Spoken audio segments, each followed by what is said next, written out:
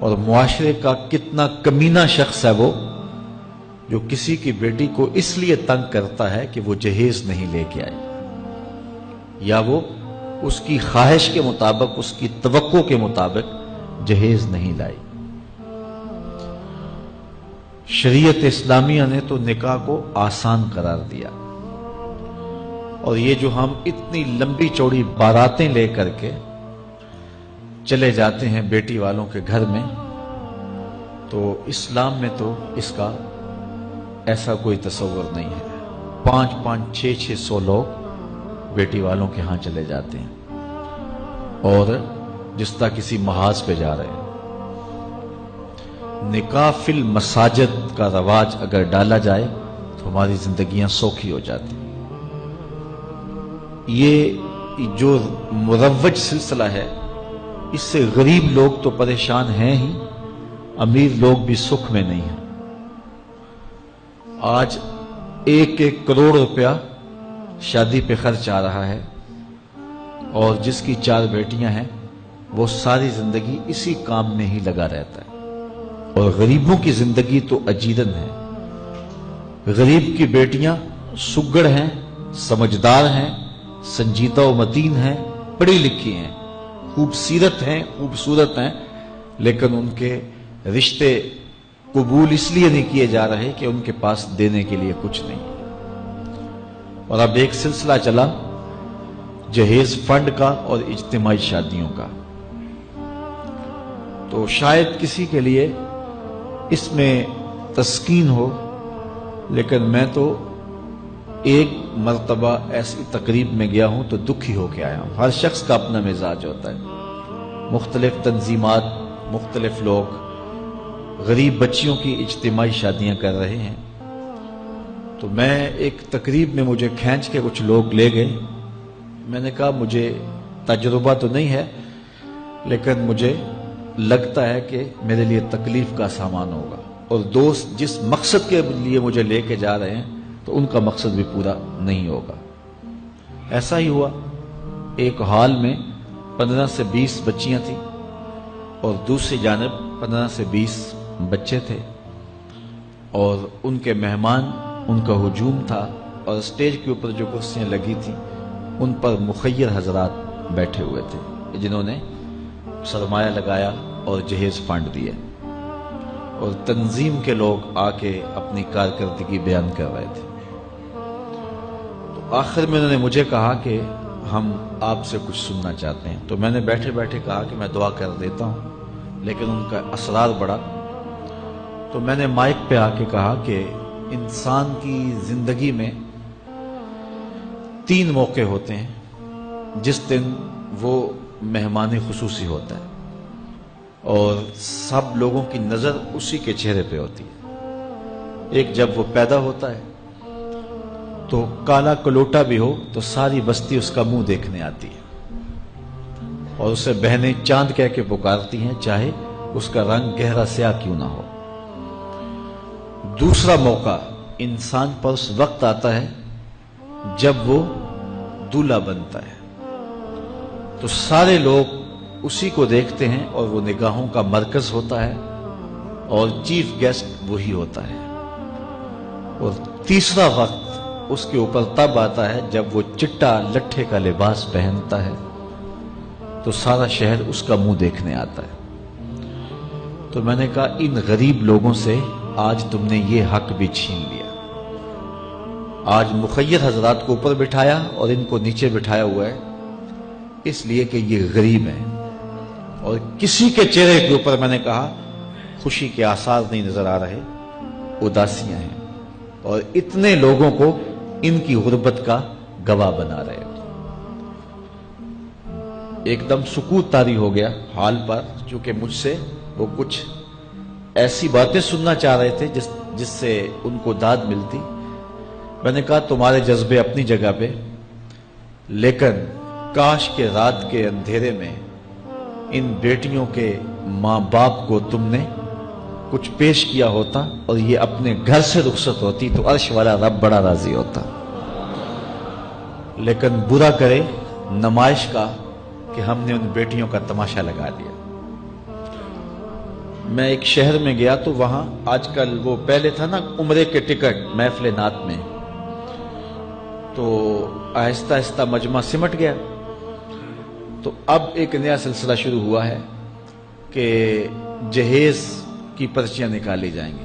تو اسی سال آپ کے قرب میں ایک جگہ 10 کے 15 جہیز فنڈ تھے، تو مجھے خطاب کرنے کے لیے انہوں نے کہا، تو بڑے شوق سے منتظم محفل نے بتایا کہ 15 بچیوں کا جہیز بھی نکالا جائے گا، اور اس پردے کے پیچھے ہزاروں بچیاں بیٹھی ہوئی ہیں۔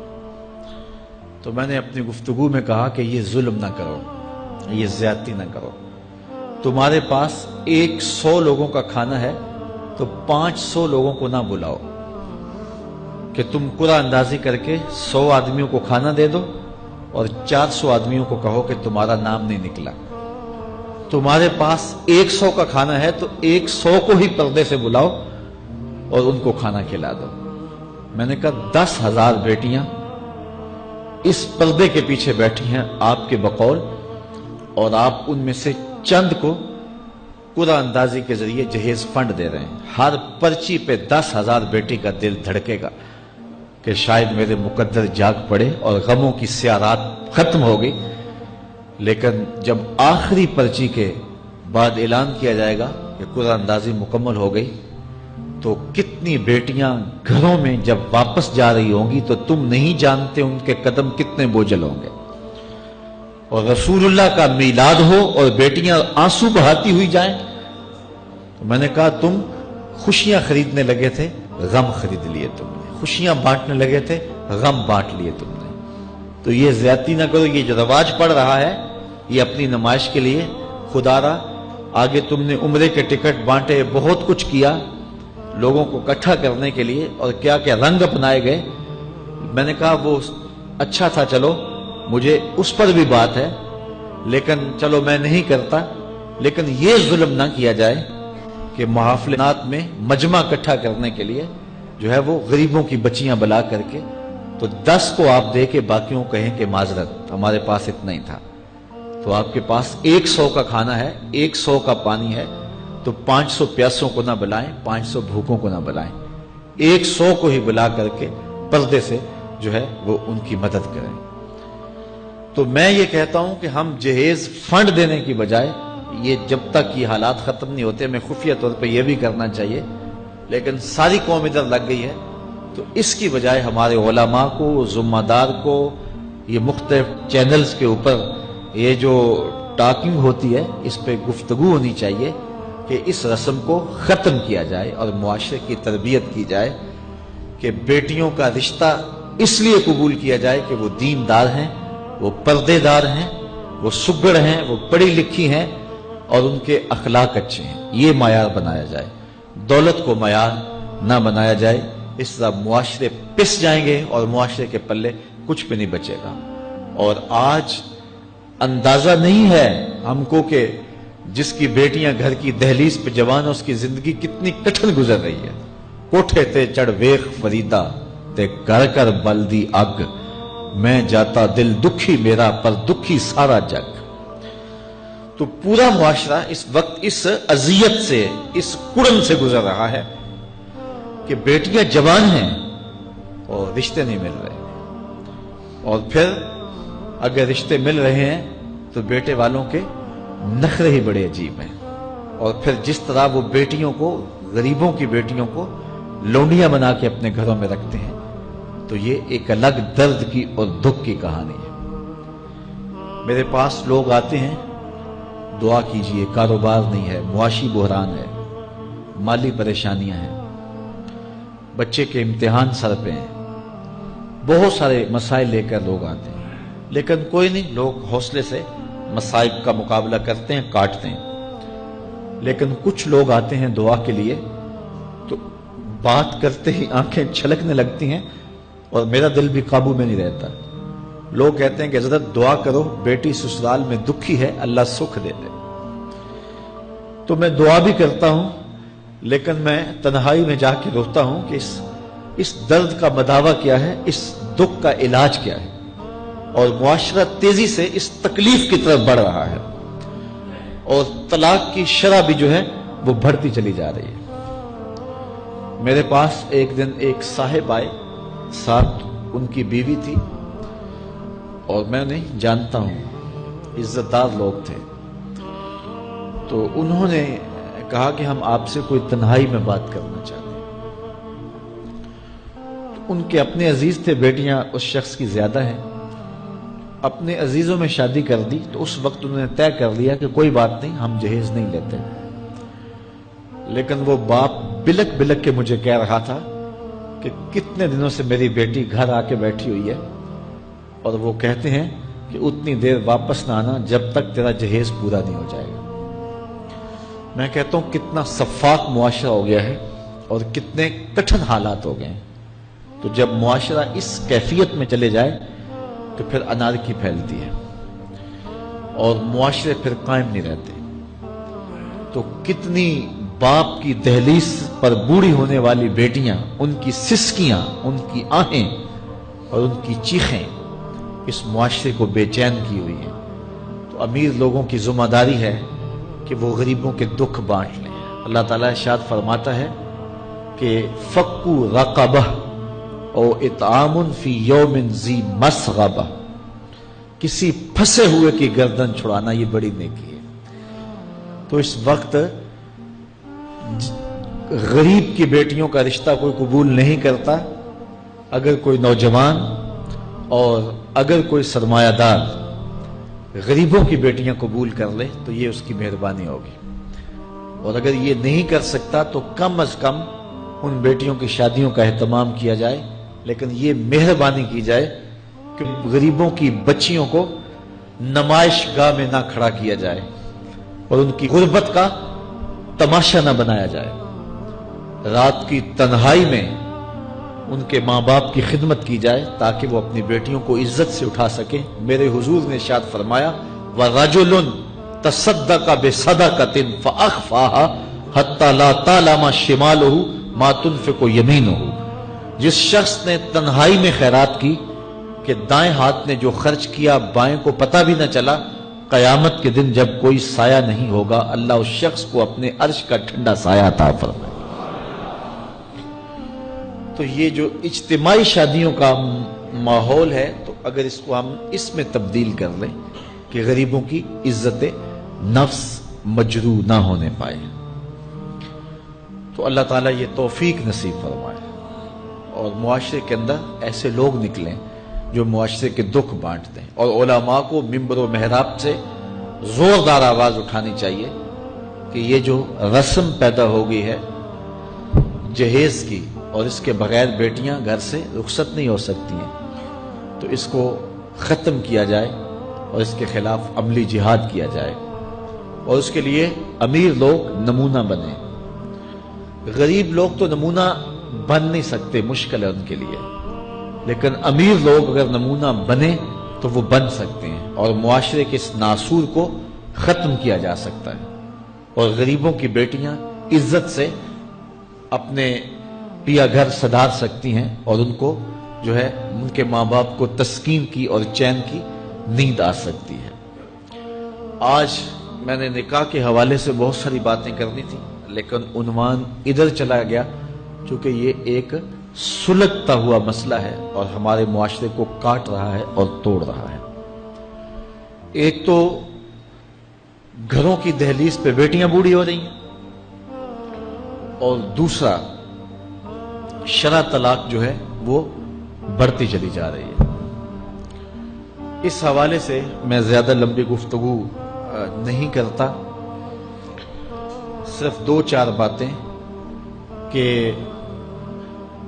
طلاق اگرچہ مرد کا شرعی حق ہے، اور اگر نباہ نہ ہوتا ہو تو طلاق دینا ناگزیر ہو جائے تو طلاق دینا ہی پڑتا ہے، لیکن اس کے باوجود اگر کوئی شخص اپنی بیوی کو برداشت کرتا رہے تو قیامت کے دن رب کی رحمتوں کا حقدار ہوگا۔ جائز کاموں میں جو سب سے ناپسندیدہ امر ہے وہ طلاق ہے، اور جب کوئی شخص طلاق دیتا ہے اللہ کا عرش بھی ہلنے لگ جاتا ہے۔ امرأہ مردودہ اس خاتون کو کہتے ہیں جس کے شوہر نے اس کو طلاق دے دی اور وہ اس قابل نہیں ہے کہ اس کا دوبارہ نکاح ہو سکے. پہلے ہی بڑی مشکل نکاح ہوا تھا، بدصورت تھی، جہیز نہیں لا سکی تھی، تو پہلے بڑی مشکل نکاح ہوا تھا، اب طلاق ہو گئی تو اب تو اور زیادہ امکان مشکل ہو گیا. تو وہ اپنے باپ کی دہلیز پہ بیٹھ گئی. آگے نکاح کا ارادہ بھی نہیں ہے چونکہ امکان باقی نہیں ہے. تو اس عورت کو شریعت میں کہتے امرأہ مردودہ، لٹائی گئی خاتون. حدیث میں آتا ہے کہ کل اس خاتون کے باپ کو اس کے گناہوں کی وجہ سے جہنم کا حکم ہوگا، تو یہ جہنم اور اپنے باپ کے درمیان آڑ بن کے کھڑی ہو جائے گی اور رب سے بحث کرے گی کہ میرے مالک تو نہ مجھے عقل دی نہ تو نے مجھے شکل دی. سسرال نے قبول نہ کیا اور خامن نے دھتکار دیا. یہ ایک بوڑھا باپ ہی تھا جو مزدوریاں کر کر کے میرا پیٹ پالتا رہا، اس کے بڑے گناہ ہوں گے لیکن مالک میں تو اس کو جہنم میں نہیں جانے دوں گی. اللہ سے لڑائی کرے گی، بحث کرے گی، اللہ اکبر، الجھاؤ پیدا کر دے گی. حدیث میں آتا ہے اللہ اس خاتون کی سفارش مان کے اس کے بوڑھے باپ کو جنت عطا فرما دے. اگر طلاق دینا ناگزیر ہو جائے، بہت ضروری ہو جائے طلاق دینا اور اس کے بغیر کوئی دوسرا راستہ نظر نہیں آ رہا، تو پھر بھی 3 طلاقیں اکٹھی نہ دیں. 1 طلاق دے دیں، اور 1 طلاق دینے کا فائدہ یہ ہوگا کہ 3 مہینے کے بعد عورت فارغ ہے، آگے نکاح کرنا چاہے تو کر سکتی ہے.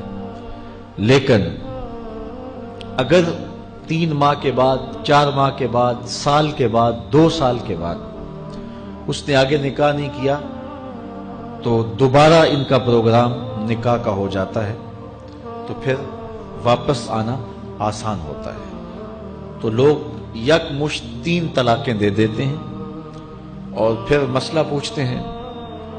تو چونکہ ہمارے یہاں کثرت احناف کی ہے اور واضح احکام جو شریعت کے ہیں وہ 3 اکٹھی طلاقیں اگرچہ ناپسند ہیں لیکن 3 طلاقیں اکٹھی 3 ہی ہو جاتی ہیں.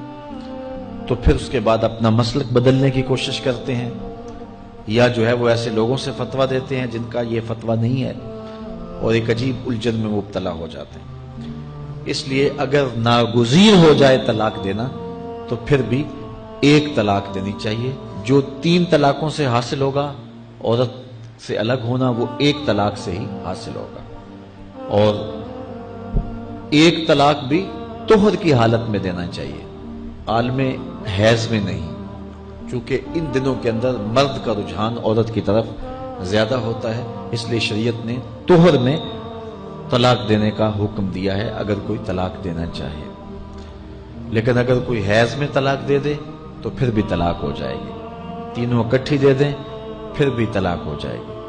لیکن 1 طلاق اور وہ بھی طہر میں اگر دی جائے، ہاں مہینے کے وقفے کے بعد دی جائے تو پھر بھی موقع موجود ہوتا ہے. تو عمومی طور پہ لوگ 3 طلاقیں اکٹھی دے کے بعد میں پریشان ہوتے ہیں، کیونکہ طلاق دینے کے بعد پھر پوزیشن سوچ کی اور گمان کی اور ہوتی ہے. تو یہ ضروری باتیں تھیں. کار ما آخر شدو آخر ز ما کار نشد.